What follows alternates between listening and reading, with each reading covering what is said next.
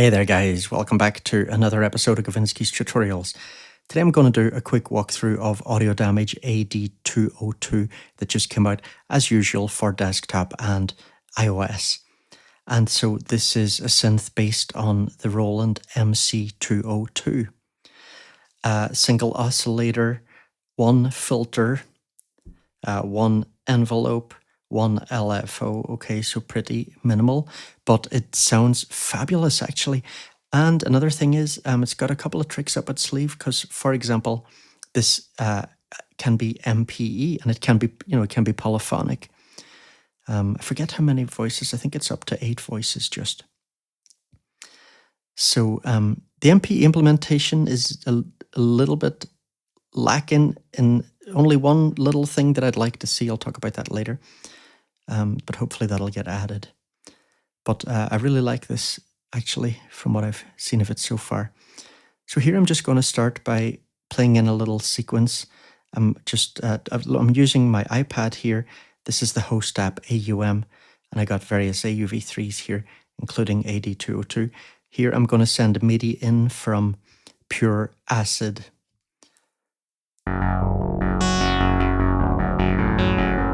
Lovely, eh?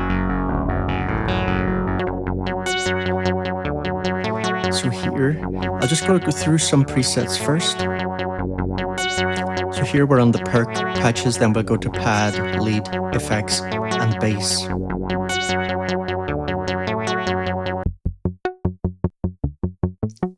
What I find very confusing, though, if you look at this, here it says up and this says down, right? So if I press down, I'm actually going up the goddamn list, look. The next one is Silver Sphere, right? But I get to that, I gotta press down. It's confusing.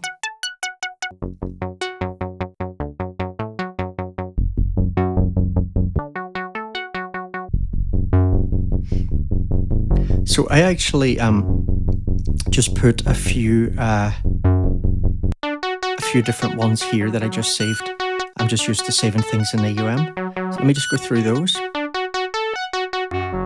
Rather than going through everything, I just picked a few that I thought sounded really good on this input.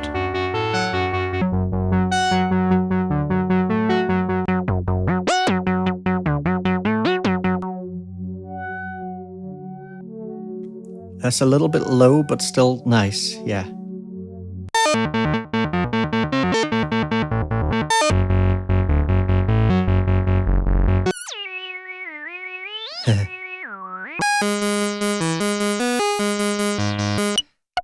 It's very characterful, isn't it?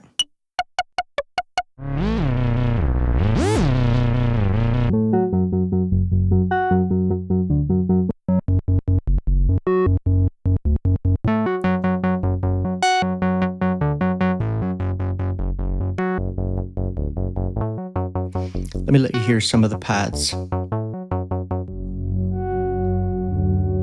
So now I need to remember, if I want to go to this next one, Bombay Hum, I've got to actually press up even though it's down the list.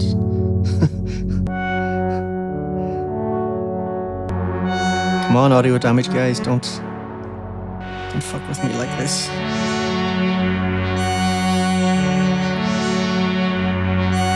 These are gorgeous.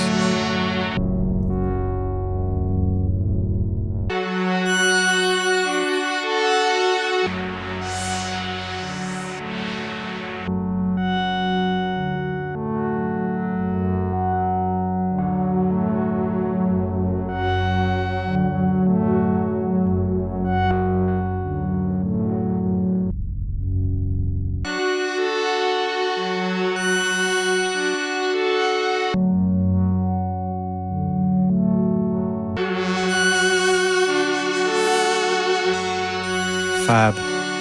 Okay, so let me just go to the default patch, and let's look at the UI. Okay, so LFO section, VCO, mix different oscillators.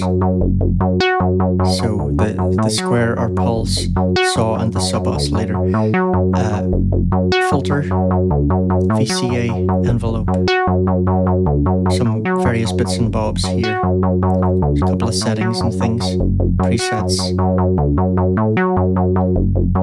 and some more odds and ends over here. Okay, so let's see here if we look at the VCO section first. So here, at the moment, this pulse width is set to be controlled by the LFO. And here I can increase the depth of that modulation. So see here, when I change that rate, then you can hear changing that pulse width. And we can bring in a delay before the LFO will trigger when a note is played. And so, let me just bring that down a second. So now we're just modulating the VCO pitch.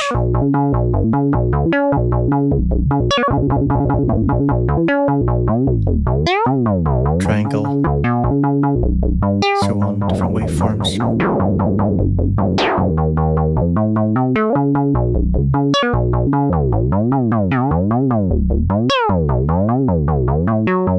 Okay, so get rid of that. Then here, this, just the overall pitch.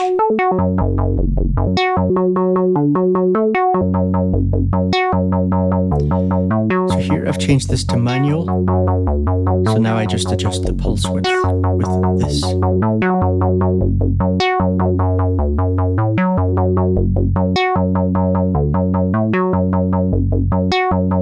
And here the envelope will modulate the pulse width. But again, only if I have this depth up.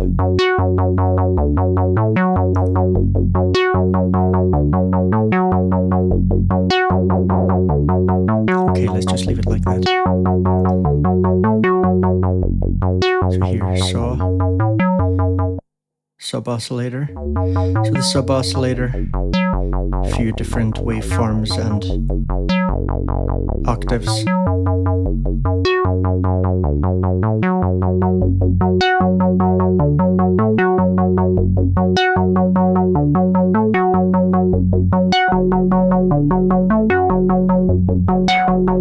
Noise. No, we haven't even played with the filter yet, listen. I should really have opened that first.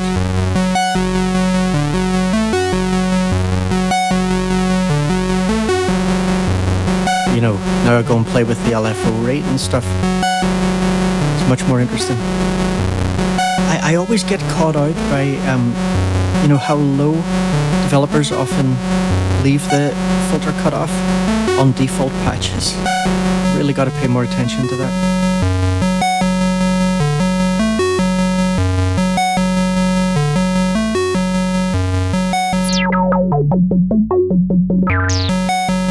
So really nice and nasty. So then envelope modulating the filter cutoff. LFO modulating it. Keyboard tracking, so higher notes will have higher filter cutoff.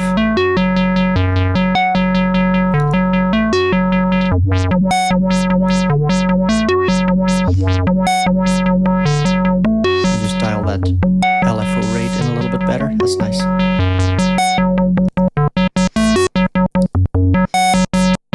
So here what we have, envelope or not, that's just pure on and off. Here controlling the volume with ADSR, okay, you're all familiar with that.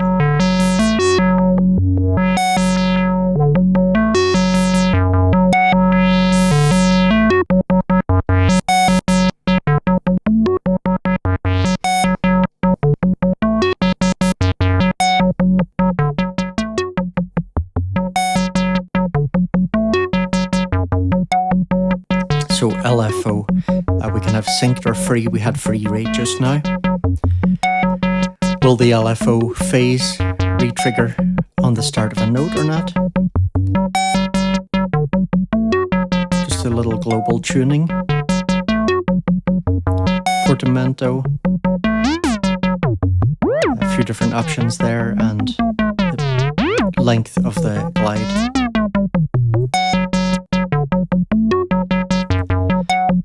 Settings. Okay, so let's go in and let me turn MPE-Mode on, and let me just close this, and let me get this. So I just call this basic MPE. It's polyphonic patch. MPE is going to modulate the filter. And I just wrote a reminder, turn on MPE settings, because that will not be saved with presets, it seems. Which is right, it should be like that, yeah. So here I've just got Salome.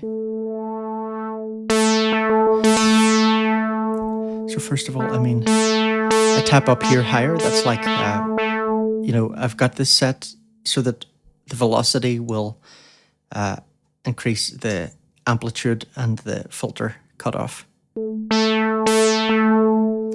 But also, if we go in here to this mods section, here we have 4 knobs that can be assigned to aftertouch if you've just got a typical normal keyboard with aftertouch, or if you've got an MPE keyboard, these will be affected by MPE channel pressure, which is what Salome is sending out here anyway. So I've got this turned up. So when I go up on the Y-axis here, I'm opening the filter cutoff more. Let me bring that up. Right? I bring this down. Then if I go up here, we're not getting that, right? So the nice thing, of course, with MPE is that that is all on a per note basis. Let me bring that up more. So here on this note, I've opened the filter just a bit. Well, here, let me start from lower down and drag. This one I've opened higher. But I really do hope that Audio Damage add ability to control gain. I really care a lot about controlling gain on a per note basis. It's great for drone music.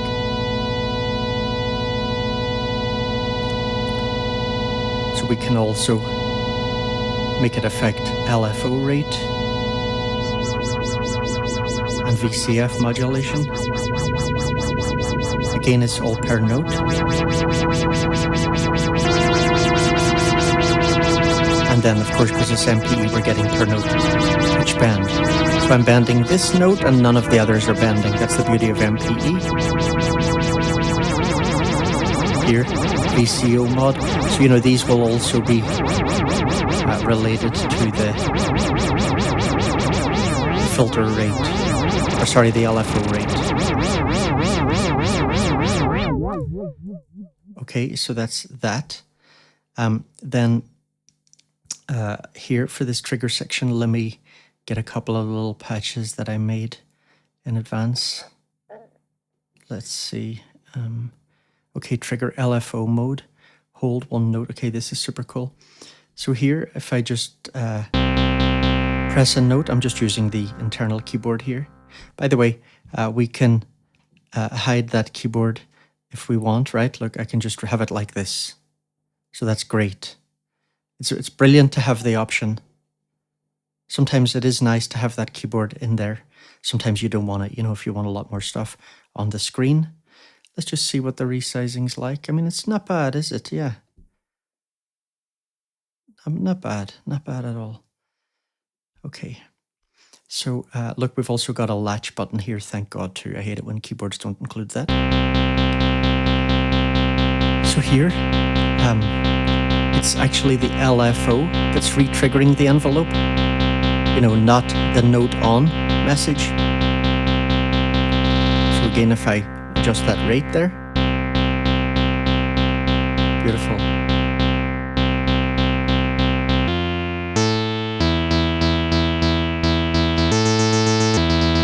So it's quite nice to just play with the rate while you play notes as well. That can be pretty expressive. And then there are a couple of other options there. Just so gate and trigger, you know, that's just your normal you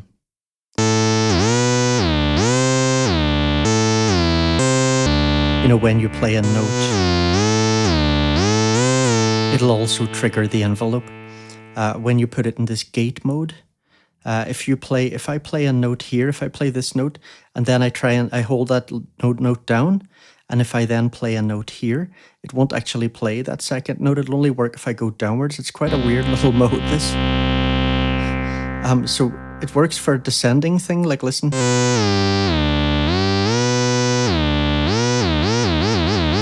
And here the envelope is not being re-triggered when I play a note.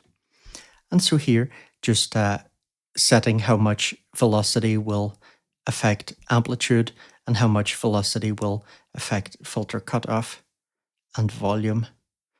And there's a few other things in here as well. Oh yeah, so let me just close that. Let me go to that little LFO one again.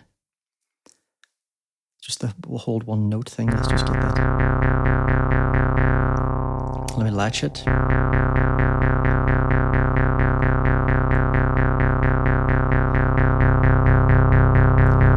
So here's saturation before the filter.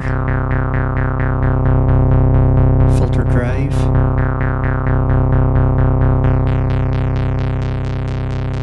Post distortion after the filter. I can't remember, it's explained in the manual. I'm assuming filter. That's great to have a tilt EQ in here. Mono and poly options. So let me just put it on poly for a second.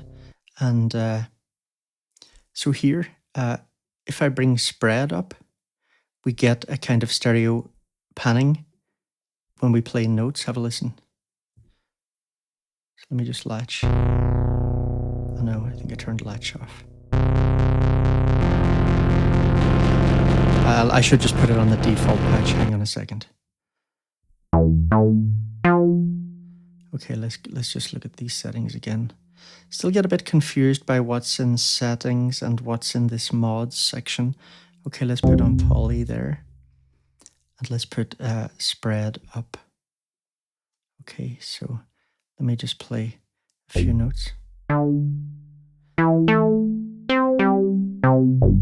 Do you hear they're coming in different places in the stereo field?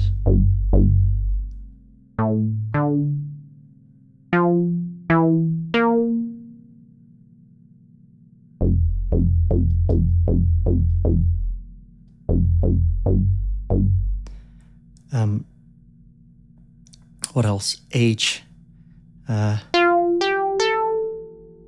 That's just a bit of detuning. Like you've got old gear, basically. And I think that's everything covered, guys. Yeah. So it really does sound good. One thing as well about audio damage, it's really, really hard to beat the prices of the iOS apps, especially when they're on intro, but I mean, even at full price. So yeah, always excited to see their releases coming out. All right, hope the video was useful, guys. I'll see you in the next one. Take care.